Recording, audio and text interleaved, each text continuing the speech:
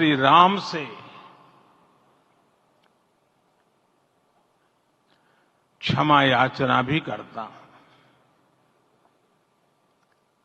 हमारे पुरुषार्थ, हमारे त्याग, तपस्या में कुछ तो कमी रह गई होगी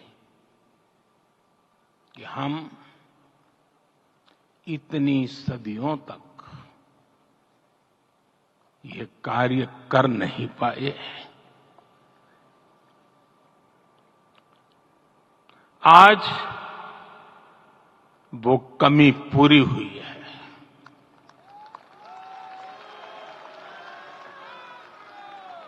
मुझे विश्वास है प्रभु राम आज हमें अवश्य क्षमा करेंगे। मेरे प्यारे देशवासियों, त्रेता में राम आगमन पर पूज्य संत तुलसीदास जी ने लिखा है, प्रभु बिलो की हर से पुरबासी, जनित वियोग विपत्ति सबनासी। अर्थात प्रभु का आगमन देकर ही सब अयोध्यावासी, समग्र देशवासी हर्ष से भर गए। लंबे वियोग से जो आपत्ति आई थी उसका अंत हो गया। उस कालखंड में तो वो वियोग केवल 14 वर्षों का था। तब भी इतना असह्य था। इस युग में तो अयोध्या और देशवासियों ने सैकड़ों वर्षों का वियोग सहा है। हमारी कई कई पीढ़ियों ने वियोग सहा है। भारत के तो संविधान में उसकी पहली प्रति में भगवान राम विराजमान है।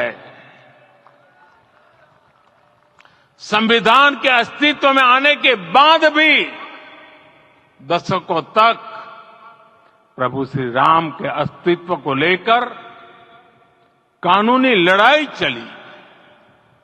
मैं आभार व्यक्त करूंगा भारत की न्यायपालिका का, जिसने न्याय की लाज रख ली।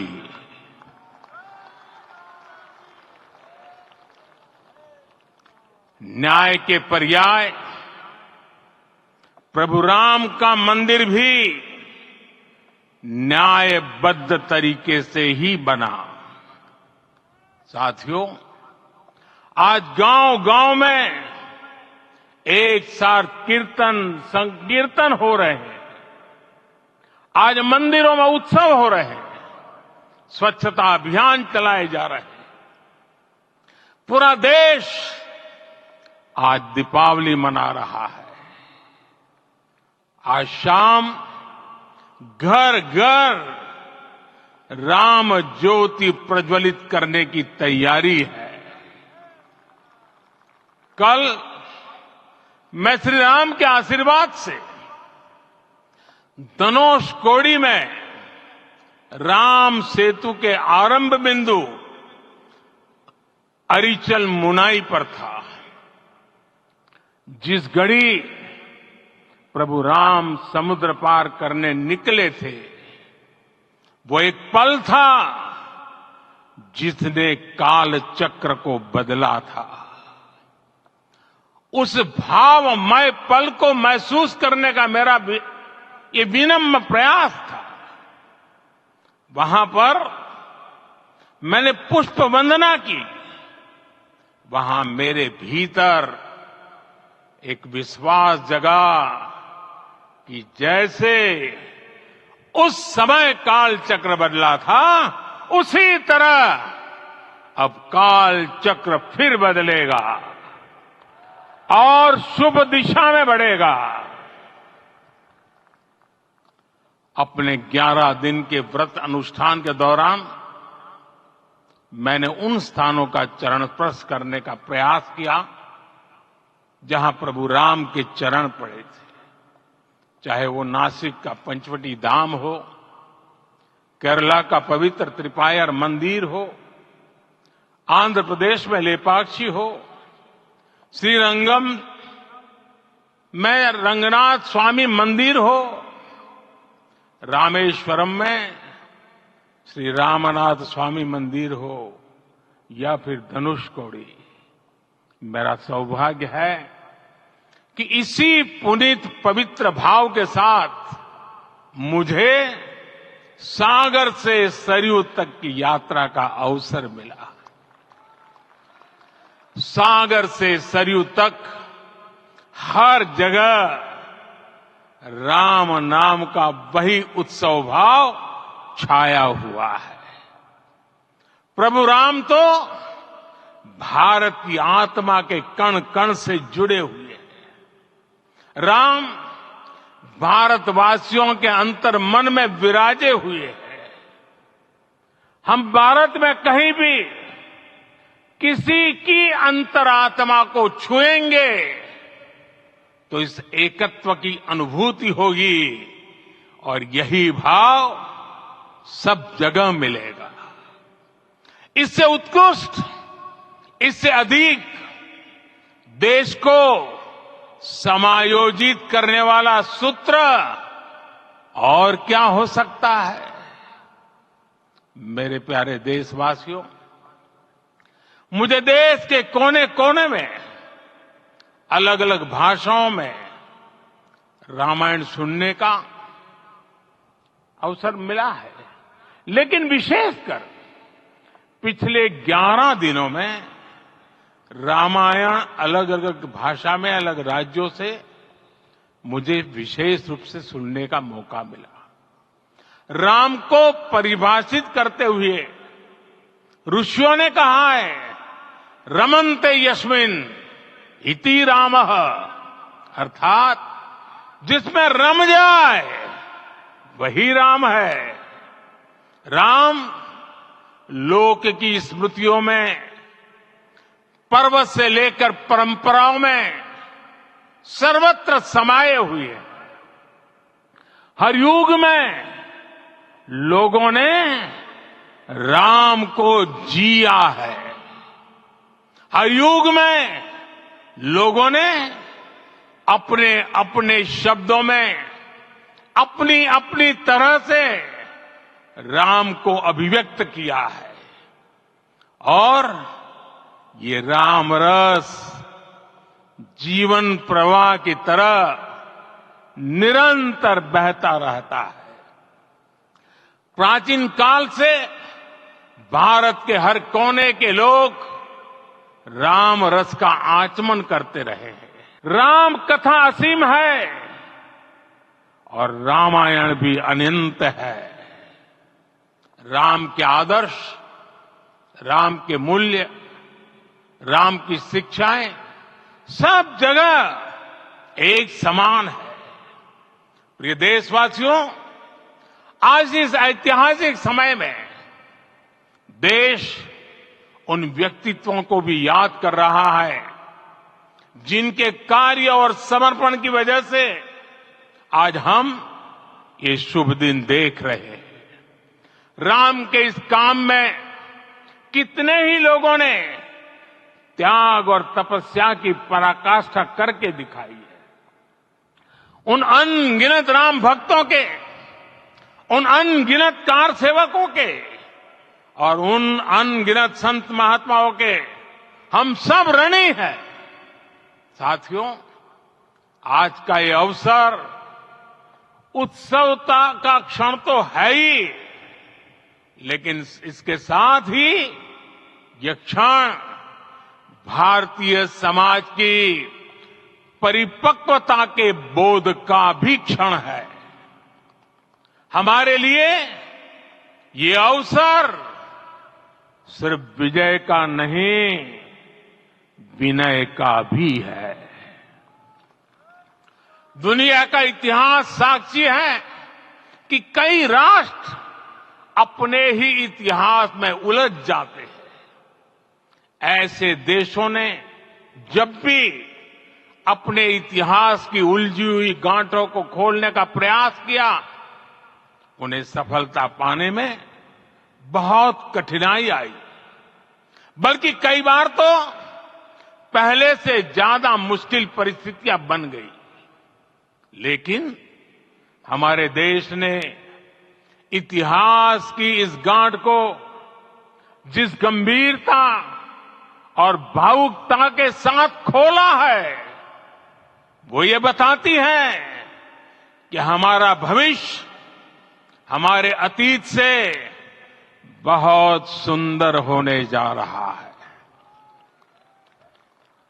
वो भी एक समय था जब कुछ लोग कहते थे कि राम मंदिर बना तो आग लग जाएगी। ऐसे लोग भारत के सामाजिक भाव की पवित्रता को नहीं जान पाए। रामलला के इस मंदिर का निर्माण भारतीय समाज के शांति, धैर्य, आपसी सद्भाव और समन्वय का भी प्रतीक है।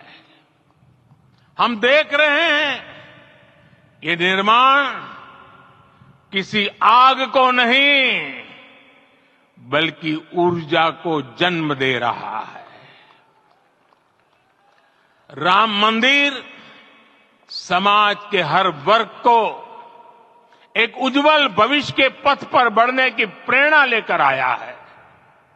मैं आज उन लोगों से आह्वान करूंगा, आइए आप महसूस कीजिए, अपनी सोच पर पुनर्विचार कीजिए।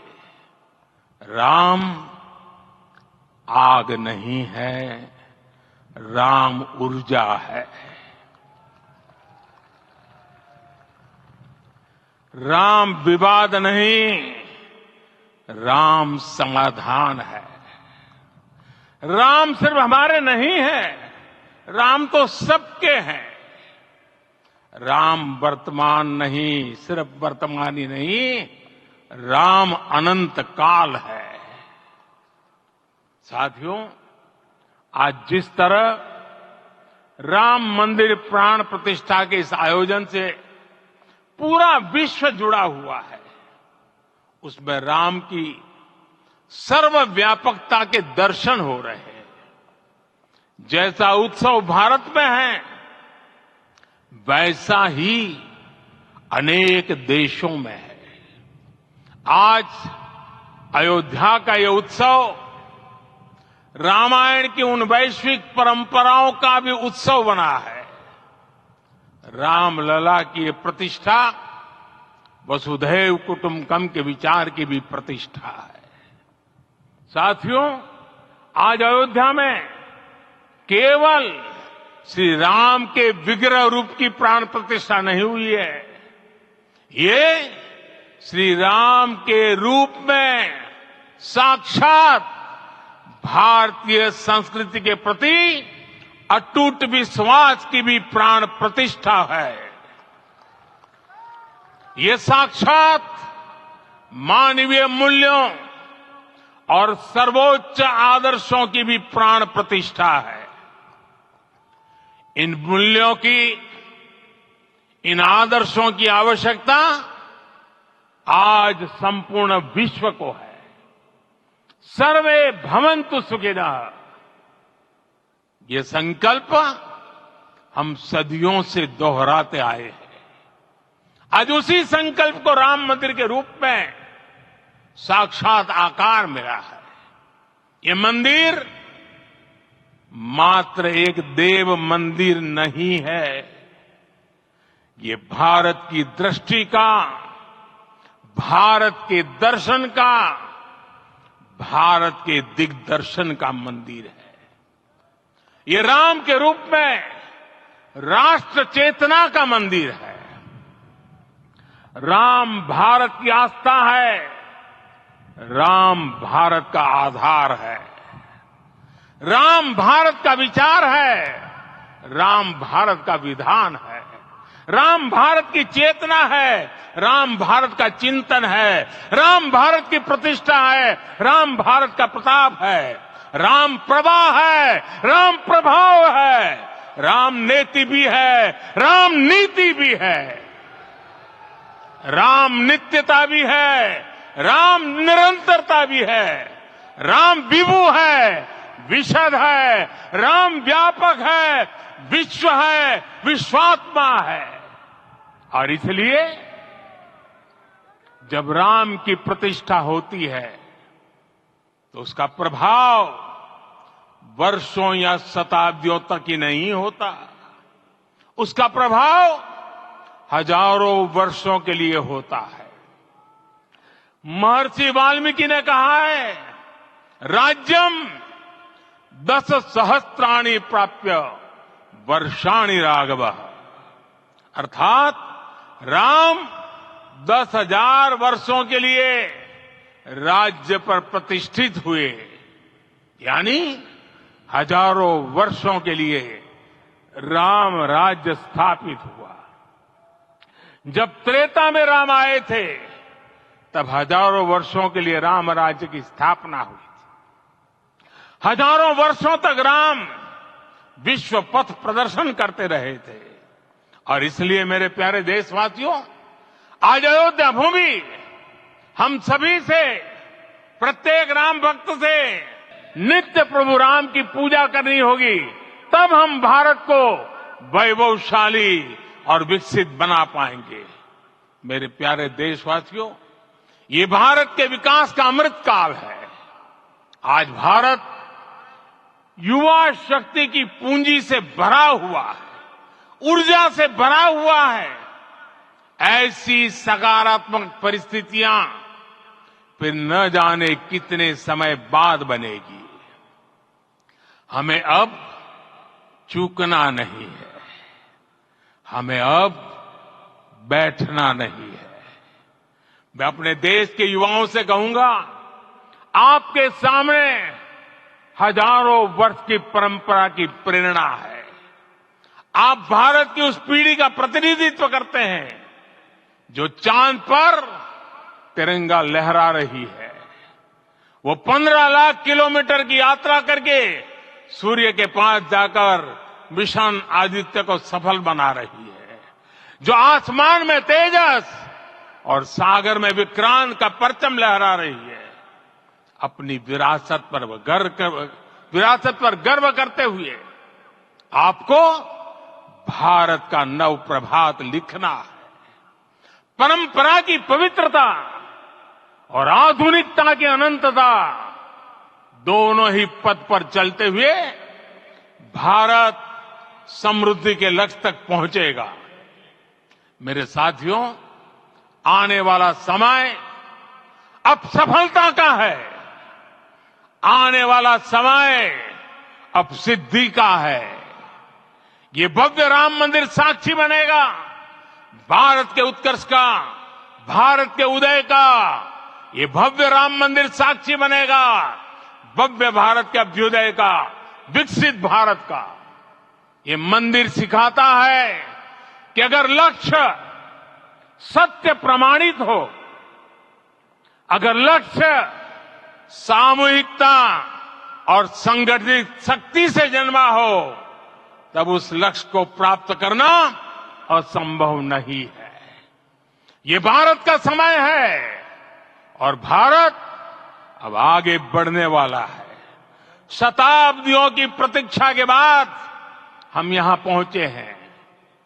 हम सब ने इस युग का, इस कालखंड का इंतजार किया है।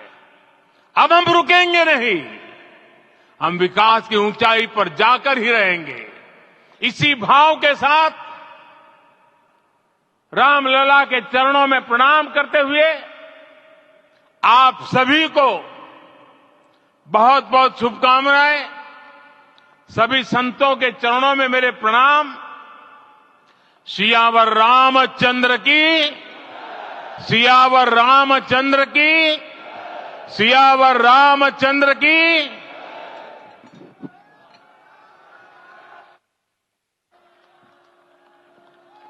मैं आपसे निवेदन करूंगा, अभी थोड़ा आसन ग्रहण करिए।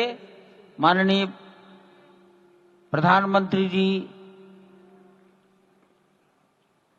यहां से कुबेर टीला की ओर प्रस्थान करेंगे।